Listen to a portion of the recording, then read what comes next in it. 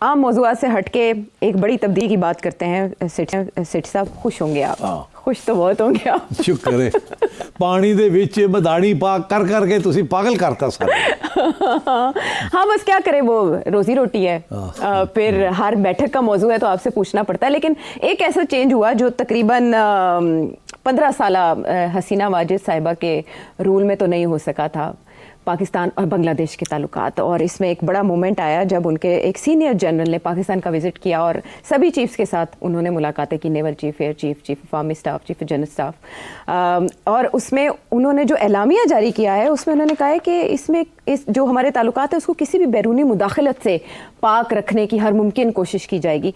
इस विज़िट को आप कैसे देखते हैं एक बड़े पॉलिसी शिफ्ट के तौर पर खित्ते में? देखिए, पहली बात ये है कि बहुत जल्दी ये पॉलिसी शिफ्ट आ रही है बांग्लादेश में।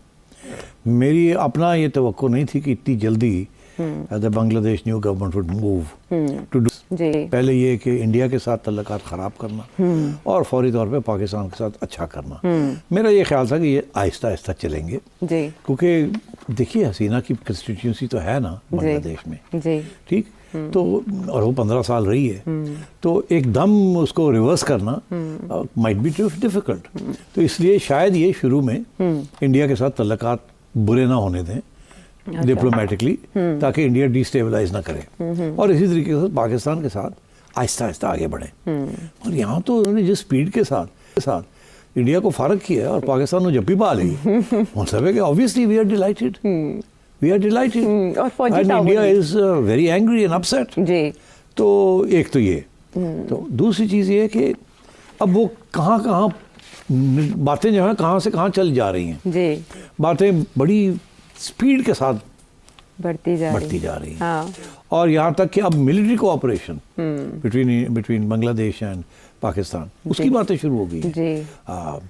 एक्सपोर्ट्स इंपोर्ट्स की बातें शुरू हो गई। हाँ, ये अभी ट्रेड डेलीगेशन की बातें शुरू हो गई, ट्रेड डेलीगेशन होके आया।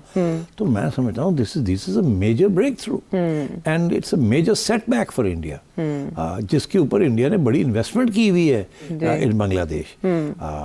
तो गुड लक। अब देखना ये है कि हमारी तरफ से और उनकी तरफ से आगे कैसे पेशकदमी होती है। बट आई थिंक आपने देखा होता क्या है हमेशा, क्या वहाँ से क्या कोई सियासी डेलीगेशन आई है?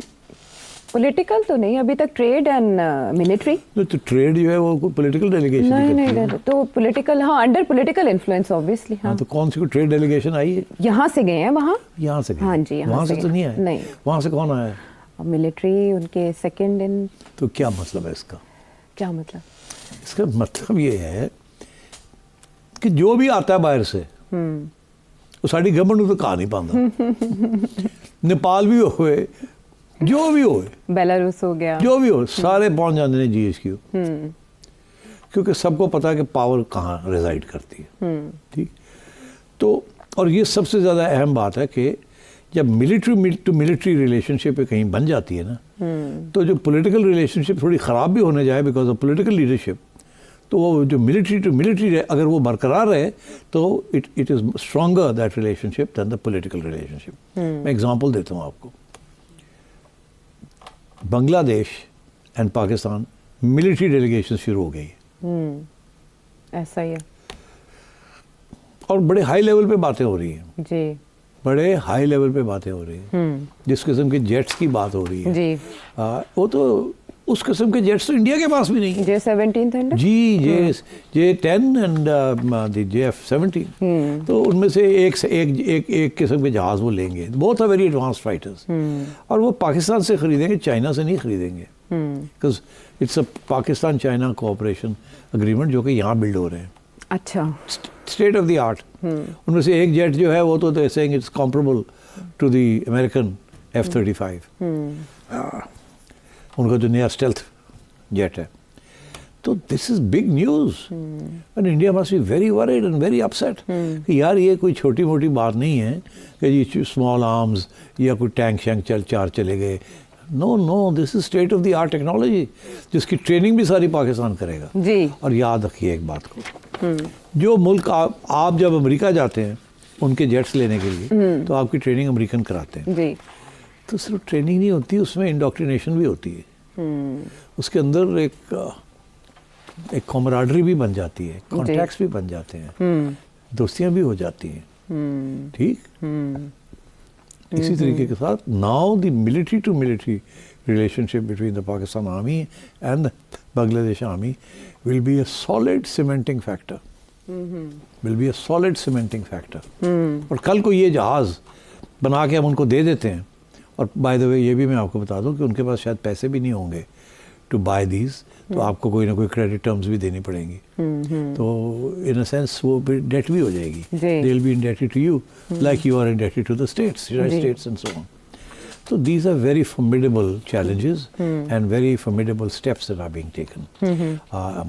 अगर ये complete हो गया military to military, तो फिर उसके बाद आप देखिएगा ये Bangladesh will also open itself up to Pakistani investment. And मुझे इस बात का एहसास है कि बहुत से पाकिस्तानी टॉप बिजनेसमैन अभी तक ऑलरेडी देख रहे हैं कि whether they can set up their textile industry in Bangladesh. Where the electricity is cheaper, the labor is cheaper, hard working, productivity is high, and so on. तो इसलिए I think this is very significant. अच्छा, significance अपनी जगह पर, और जाहिर है ये दोनों ताल्लुकात एक अरसे के बाद बहाल हुए हैं, तो भारत भी इनको बड़ा क्लोजली देख रहा है, और उसकी समझ तब आती है जब उनके आर्मी चीफ अचानक से उठ के जनरल उपेंद्रा एक तकरीब से खिताब करते हुए 80% जो जम्मू कश्मीर में वो कहते हैं कि टेररिस्ट हैं उनका ताल्लुक पाकिस्तान से है, ऐसा बयान दे देते हैं, जिसको पाकिस्तानी दफ्तर खारजा और पाकिस्तान का जो महकमा दिफा है वो रद्द कर देता है. तो आप यही समझते हैं कि इसी तनाजुर में ये आवाज़ उठी है भारत की तरफ से, और इंदिया है कि आने वाले दिनों में मज़ीद तल्ख होंगे ताल्लुकात? तल्ख तो हैं और भी होंगे. वजह हमारा इस वक्त जो रियल इशू है is support to TTP and to Balochistan liberation front, और दोनों को इंडिया की तरफ से इमदाद मिल रही है, ठीक. उनको प्रोटेक्शन मिल रही है फ्रॉम द अफगान गवर्नमेंट, मगर जो इमदाद मिल रही है अफगान गवर्नमेंट के पास तो है ही कुछ नहीं देने, देंगे क्या वो. दोनों फोर्सेस को, जो एंटी पाकिस्तान फोर्सेस हैं, उनको इंडिया की तरफ से सपोर्ट मिल रही है, फाइनेंशियल एंड मिलिट्री. ओके, तो आप सोच लें कि इस दफ़ा वो अंग्रेजी का मुहावरा है, the boot is on the other foot. The boot is on the other foot. India हमारे पे क्या इल्ज़ाम लगाता था आयशा? इंडिया हमारे पे ये इल्ज़ाम लगाता था कि सिखों को आपने जी उस तहरीक को हवा दी आप. ठीक है ना जी, उस वक्त जी 80s में खालिस्तान. हाँ. और अब भी वो कहते हैं कि जी आप कहीं ना कहीं गड़बड़ करते रहते हैं. फिर उसके बाद उन्होंने कहा जी कश्मीर में 90 की दिहाई में और 2000 में आपने सब कुछ किया, मुजाहिदीन. ठीक. India went through a very rough time. एवे तो नहीं वहाँ 600,000 इंडियन ट्रूप्स बैठे 7 लाख एवे तो नहीं, छोटी बात है. 600,000 फुल फ्लेज्ड आर्मी, फौजी छावनी है, सारी आर्मी 600,000, सबसे बड़ी फौजी छावनी. हाँ, छावनी, एक पूरी प्रोविंस को छावनी बना दी. इसका मतलब है कि it's a serious issue.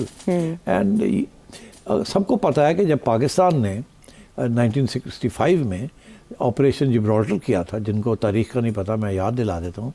Operation Gibraltar ये था कि हमने यहाँ से कुछ भेज दिए थे लोग, अच्छा, और उनको कहा था कि शुरू करो वहाँ अपराइजिंग करो इंडिया के खिलाफ.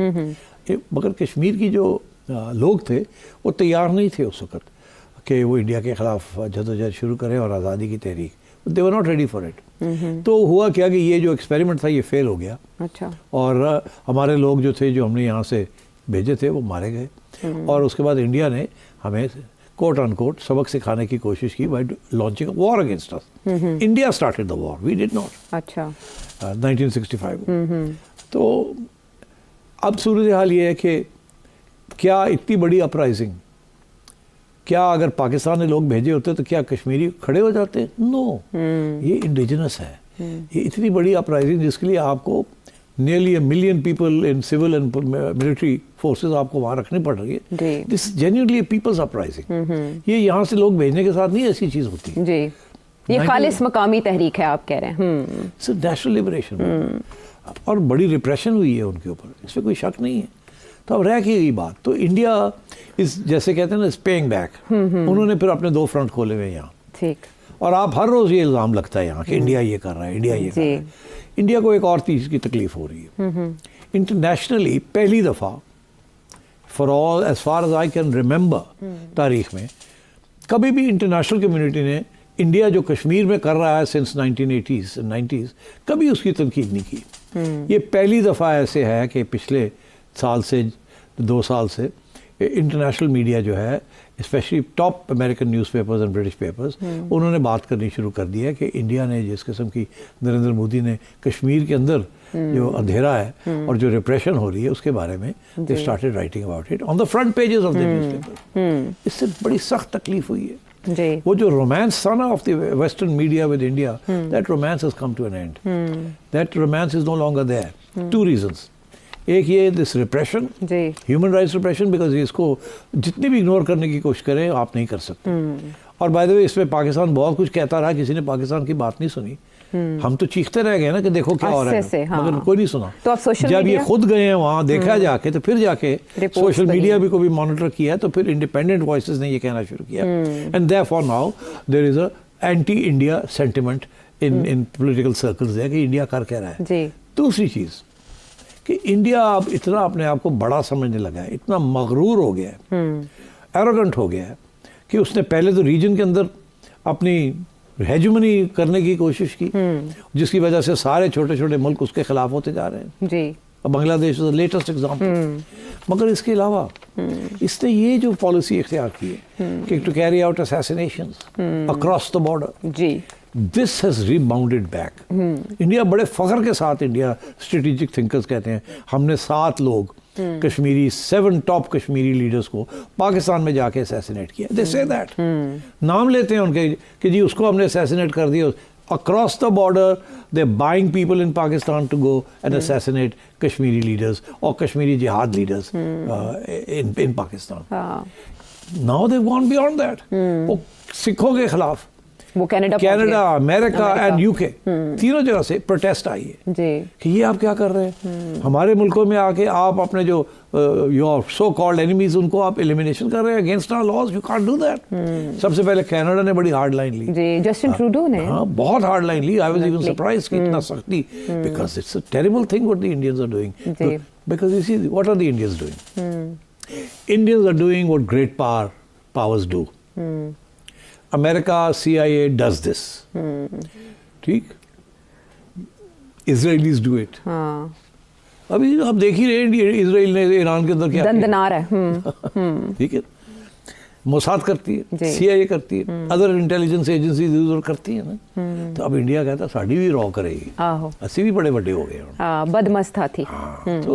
तो ये जो फ्लेक्सिंग ऑफ मसल है ना, इंडिया इज डूइंग दैट। अब उसमें ये सारा कुछ हो रहा है और आप आर्मी चीफ चुप करके उनका बैठा रहे। ठीक, अभी तो जैसे कहते हैं India is like a wounded tiger.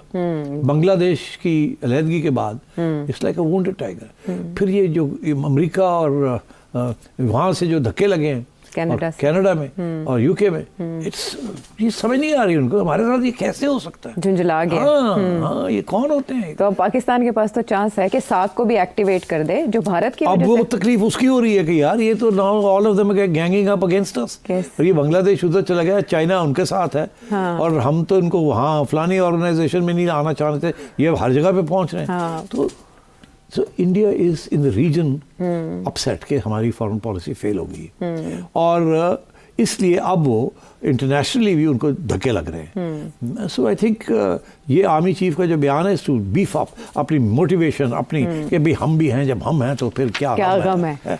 It is that sort of thing. It's a deliberately provocative statement. Okay. Aimed at motivating his own forces and is giving morale to his own people. Right. ऐसी की तैसी।